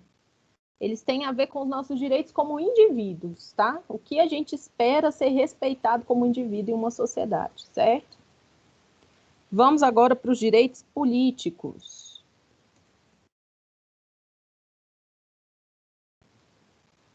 Os direitos políticos são aqueles que garantem... Gente, eu recomendo muito que vocês copiem isso, porque isso não é da apostila de vocês, viu? Eu decidi explanar antes para tirar a dúvida, mas isso não tem na apostila de vocês, tá? São aqueles que garantem a participação popular no governo com base no princípio da igualdade, certo? E aí vocês já exemplificaram alguns, vamos lembrar aí? Direito ao voto? Isso, direito ao voto. O que mais que vocês acham que é um direito político?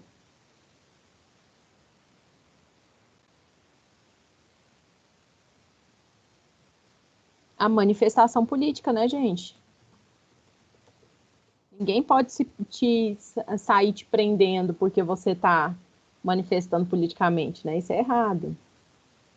Você tem ali o direito à associação a partidos também. Iniciar tem crase? Não. Mais ou menos por aí. Tudo bem? Tá dando para diferenciar direito civil de direito político? Sim. Sim.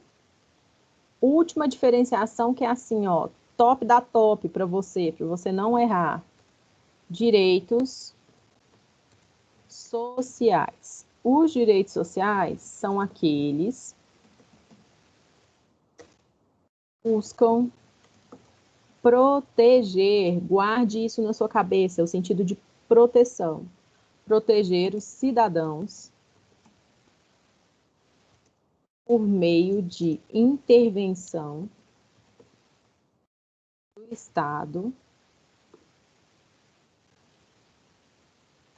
e tem como princípio a dignidade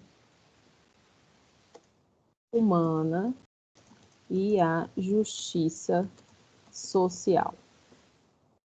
Exemplo aí, gente. A saúde. A educação. Saúde. Segurança. Educação. Lazer entra também? Entra. Segurança. Lazer, né? Que mais? Moradia. Moradia entra. Saneamento básico. Saneamento básico entra. Entra na saúde, né? Mas vou pôr aqui. Tem mais uma coisa que vocês ainda não falaram. Quando vocês estiverem velhinho, o que vai acontecer com vocês depois de trabalhar muito? Aposentadoria. Aposentadoria, né? Previdência social. Certo? E aí a gente tem outros, né, direitos assistenciais, proteção à maternidade, à criança, à infância, né, aos portadores de deficiência, às pessoas com deficiência, né, porque o povo fala errado, e assim vai, certo? Quero que vocês guardem muito bem isso daqui, porque a gente tem que esses direitos civis aqui, ó, em ciência política, eles são chamados de direitos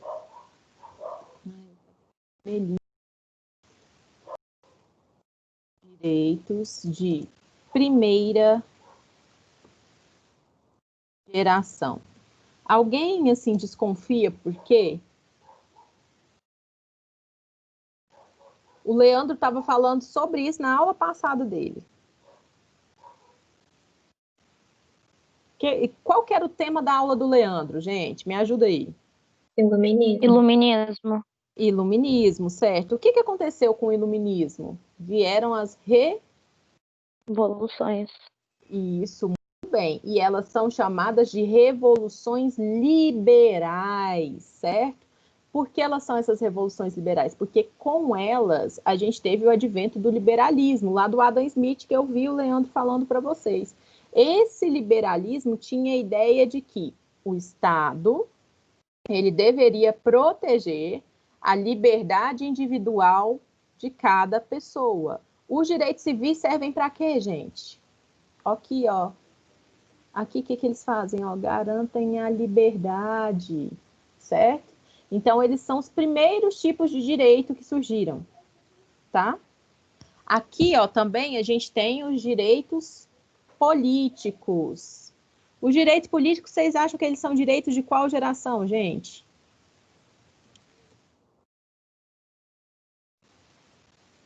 E aí, pessoal? Vocês estão me ouvindo? Sim. Se os civis são de primeira geração, os políticos que vêm logo depois são os de segunda geração. Muito bem, segunda geração, certo? Porque, gente, eles vão surgir para nós só depois da Revolução Francesa, né? Quando a gente vai ter as chamadas democracias liberais já ali, ó, consolidadinhas. Por quê? Porque é só na democracia que você vota, não é, gente? É só na democracia que existe participação popular no governo. O rei deixa que haja participação popular no governo, gente? Não. Não. Isso não existe, né, gente? É só você ver ali filme que eu sempre recomendo, sempre Cinderela, né, gente? Ali mostra certinho como é que era a organização social na época do iluminismo, né? E depois como as coisas vão mudando, tá? Se os direitos civis são de primeira geração, os direitos políticos de segunda geração e os direitos sociais, gente? Terceira geração. Terceira geração, são os mais novos, certo? Os que surgiram por último, tá? E esses direitos, eles têm uma relação direta com as reivindicações populares, tá? Eles vão vir a partir do exercer a cidadania, dos movimentos sociais, porque essa proteção aqui dos cidadãos, ó, gente, nem sempre é de interesse do governo, não, porque se gasta, ó, dinheiro para fazer isso, né? Se gasta muito dinheiro para fazer essa proteção dos cidadãos. Então, isso daí foi uma reivindicação dos movimentos sociais, tanto no nosso país quanto em outros países, certo? Até aí, deu para entender bem, pessoal? Sim. Você que está com preguiça de copiar, vou te dar 5 segundos para tirar uma foto. Vai lá. 5, 4, 3, 2, 1. Vamos pular, vamos pular, vamos pular, vamos pular. Ou seja, vamos tirar esse compartilhamento. Por quê, gente, que eu tirei o compartilhamento? Porque agora que vocês já têm essa base, certo? Não tirei a foto, não. Ô, Dalila! Não deu tempo. Jesus! Isso eu não colocaria, não, hein? Hã? Só porque não tirou o print já tem tempo, eu não compartilharia. Né, gente? Pessoa má você. Um professor mau. Ainda bem que eu não vou ser sua aluna. Espero que eu também não. Pegou aí, Dalila? Sim, consegui tirar, porque eu não tirei print do computador, eu tirei pelo celular. Tá. Então, bora lá, gente. Diferenciou certinho os direitos. O que eu quero trazer para vocês é o seguinte, olha só. Quando a gente fala em Brasil, nós temos uma dificuldade muito grande. Se nós formos olhar a nossa história como um todo, né, os 500 anos que a gente tem documentados, desses 500, mais de 300 a gente era ou uma colônia ou um império, tá? Sendo assim, te pergunto, você acha que algum desses direitos civis, políticos ou sociais era assegurado? Não. Não. Né? Não eram assegurados. Então, a gente vai ter um legado colonial que vai trazer para nós os direitos civis existindo, né? Porque eles são os direitos de primeira geração, então são eles os que surgem primeiro nas constituições, né? Os direitos civis vão existir para nós apenas no papel, tá? O Brasil vai ser um país onde a liberdade individual, ela praticamente não irá existir, porque nós fomos um país escravocrata.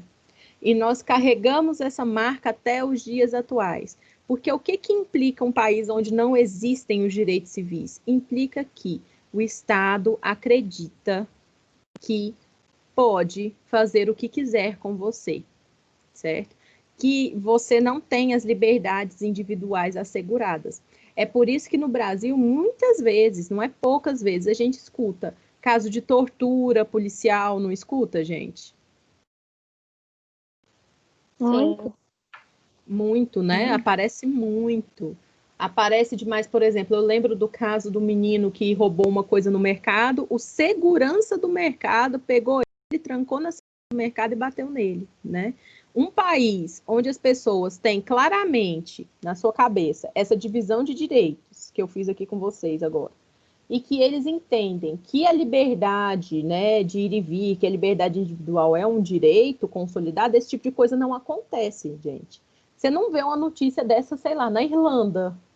Você não vê um negócio desse na Alemanha acontecendo, né? Por mais que a pessoa tenha roubado, o segurança do mercado não tem coragem de fazer uma coisa dessa. E aí a gente tem que ver que certas condições sociais atravessam, né? Porque aquele rapaz, ele tinha duas características. Ele era negro e ele era pobre, né?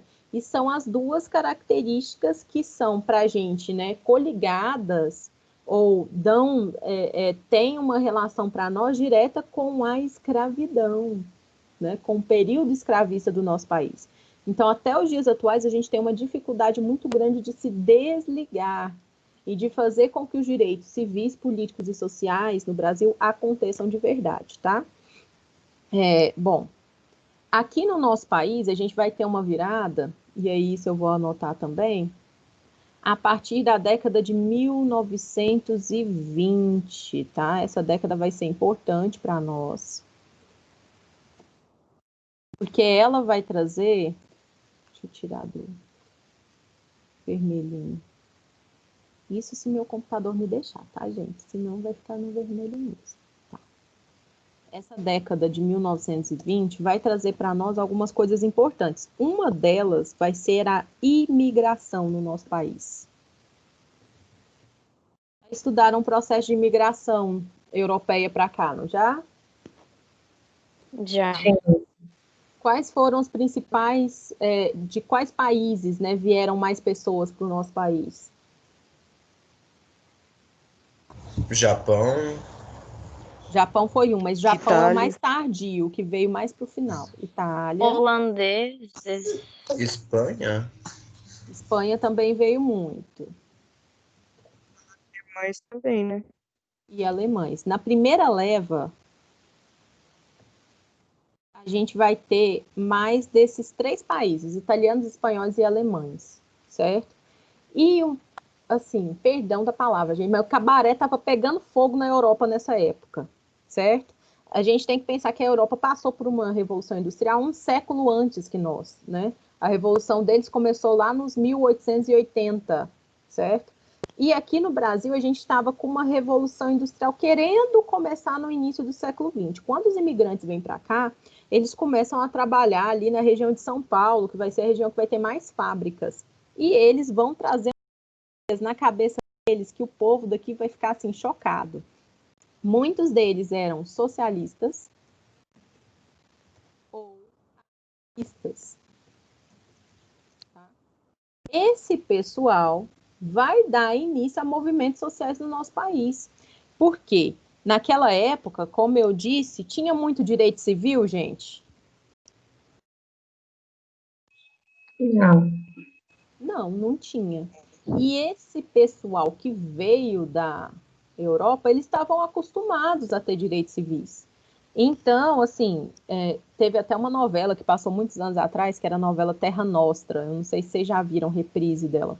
Mas tinha uma cena muito interessante que um dos atores, ele fazia um italiano que tinha vindo para o Brasil e era um italiano socialista. E aí ele vai trabalhar numa fazenda de café e o dono da fazenda vai e quer bater nele, porque ele não fez o trabalho do jeito certo. E ele vai e segura o chicote. Ele fala assim, não, eu sou um trabalhador, eu não sou um escravo seu.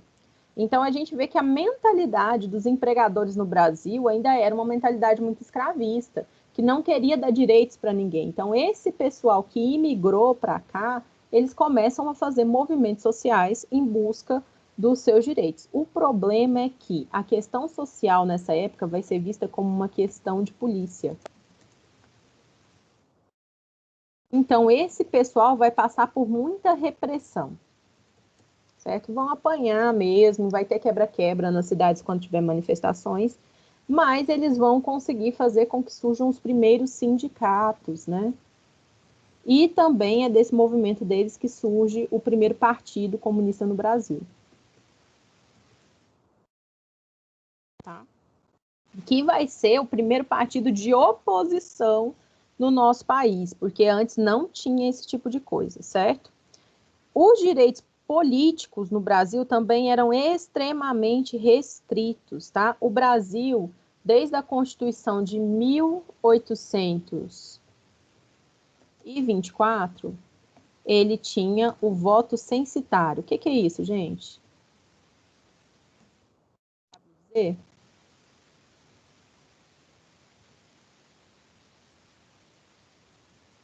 Já ouviram essa palavra voto censitário? Não sei o que é. Não.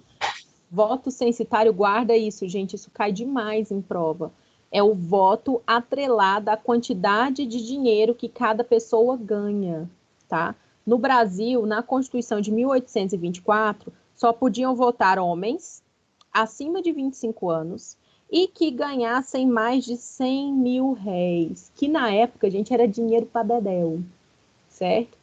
O que acontecia? Isso fez com que apenas 13% da população nacional tivesse condição de votar, tá? Por atrelar o voto a essa renda, né? Nessa época ainda não era atrelada ao analfabetismo, só a renda, tá? Isso é o voto censitário, quando você atrela o direito político a uma renda que a pessoa ganha, certo? Deu para entender? Certo. Deu. E eram só homens? Eram só homens. Na Constituição de 1824, só homem votava, certo? Porque a mulher, né, gente? A mulher é esse ser inferior, né? Esse tem inveja do falo, e assim vamos nós, né? Diga, Wesley. Eu acho que as mulheres na época não tinham muita oportunidade de ganhar 100 mil réis, né? Também, acho né? que elas não tinham muito. Que nem poderiam trabalhar, né? Justamente. Tanto é que é interessante que a legislação dessa época, ela não diz que a mulher não pode votar. Ela diz que a pessoa tem que ganhar 100 mil réis. Só que é o que o Wesley falou, não tinha como, né? Houveram um ou outro caso de mulheres que entraram, né, em processo eleitoral nessa época e tal, mas raríssimos, tá? Depois disso, a gente vai ter a Constituição de... Deixa eu ver aqui. A Constituição de 1881. Né? Você está vendo que a gente ainda está nas constituições imperiais. Nessa época tinha voto para o parlamento, né, para os senadores.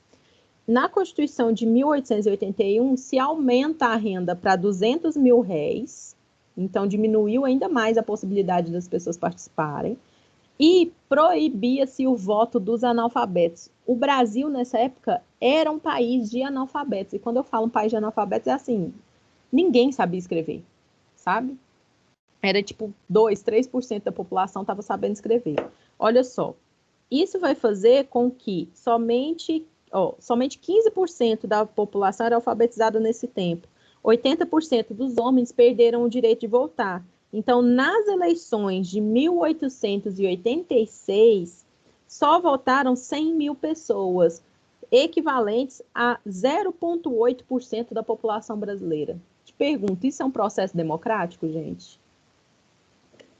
Não mesmo. Não mesmo, né?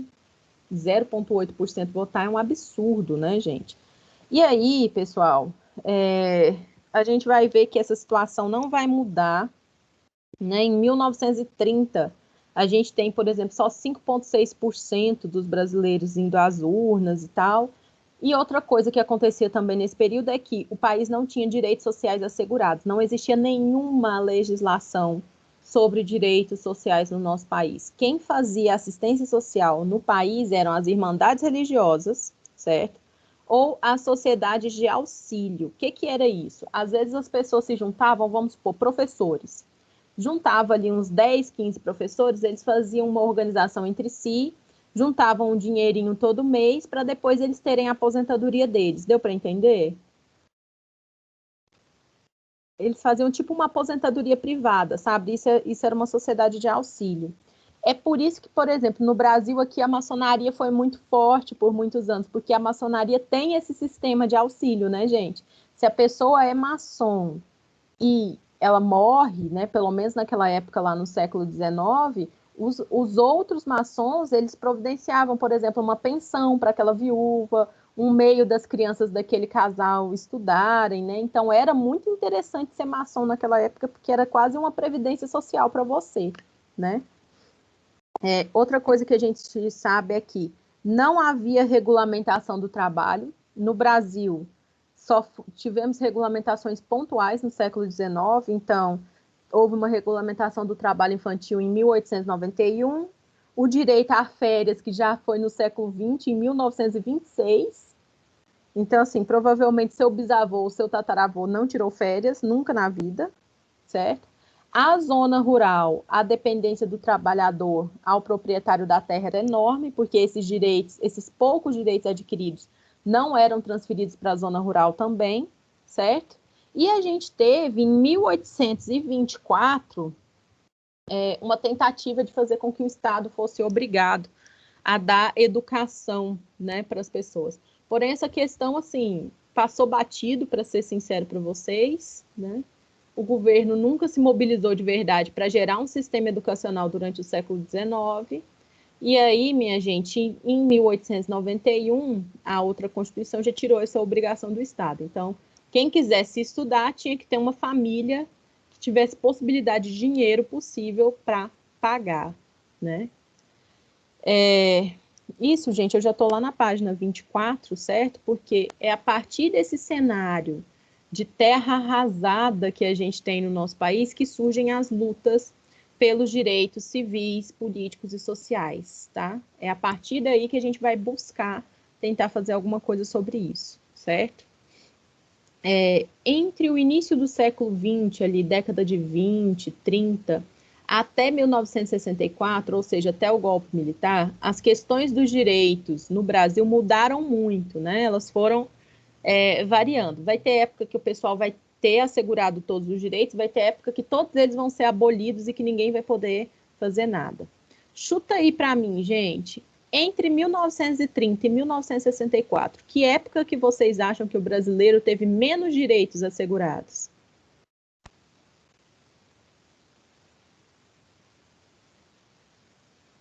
Deveria ser em 1930, né?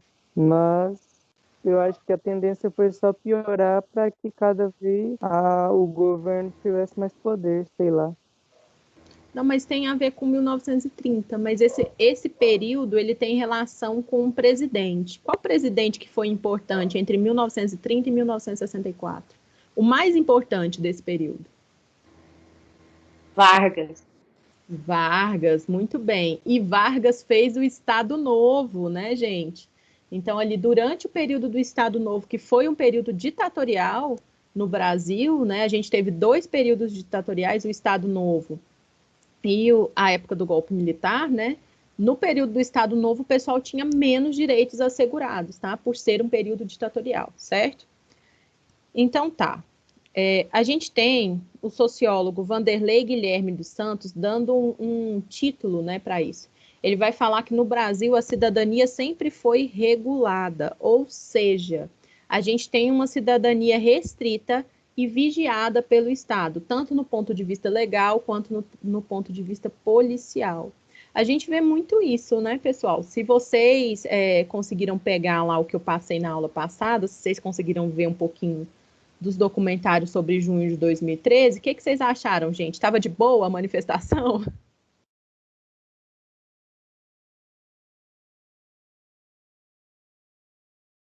Alguém viu? Alguém conseguiu ver? Porque eu passei um pouco, né, na turma, mas depois eu deixei o link lá no estúdio aqui. Ninguém viu, gente? Vocês vão, apanhar. Não acredito nisso. Depois vai lá e dá uma olhadinha. Gente, foi um quebra-quebra, certo?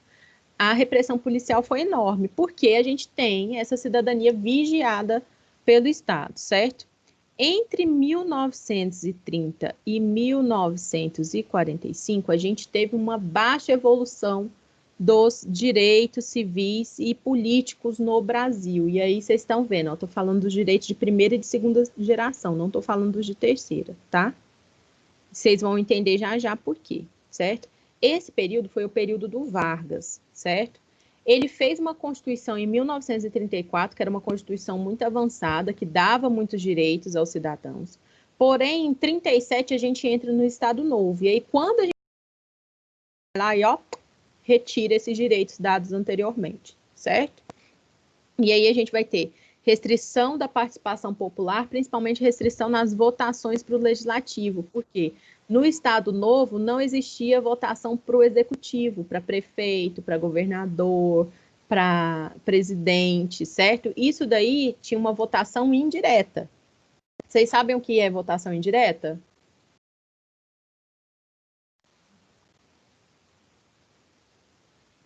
Já ouviram falar, gente, de votação indireta?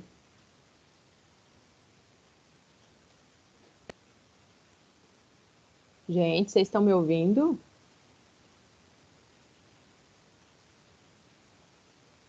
Eu já ouvi falar. Eu tô achando até que vocês não estão me escutando. Mas é isso, a votação indireta é o quê? Os deputados que foram eleitos diretamente pelo povo, eles se juntam e elegem um presidente, certo? Isso é legal ou é problemático, gente? Problemático. Bem problemático. Bem problemático, né?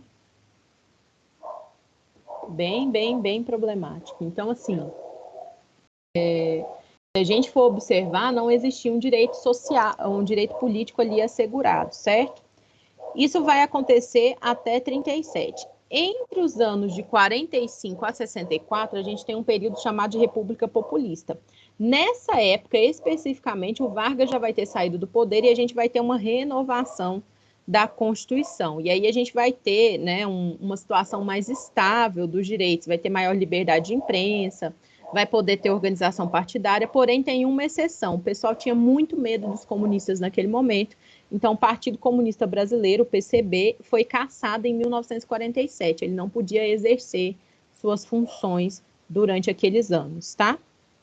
Uma das coisas que a gente vê aqui é que a gente tem uma extensão maior do voto aos cidadãos, porém, a gente ainda não consegue chegar a grandes índices. Nas eleições de 45, a gente teve 13,4% de participação. Nas de 50, 15,9%. E nas de 60, o índice chegou a 18%. Mesmo assim, gente, muito baixo, né? Nós consideramos uma democracia verdadeiramente representativa quando pelo menos 70% da população pode votar. Se só 18% está votando, ainda tem algo errado, né? Uma das coisas que é interessante entre 30 e 64 é que, apesar dos direitos civis e políticos estarem em queda, a gente vai ter um aumento dos direitos sociais. Pensa aí, gente, usa esse cérebrozinho. Por que vocês acham que foram retirados direitos civis e foram dados direitos sociais?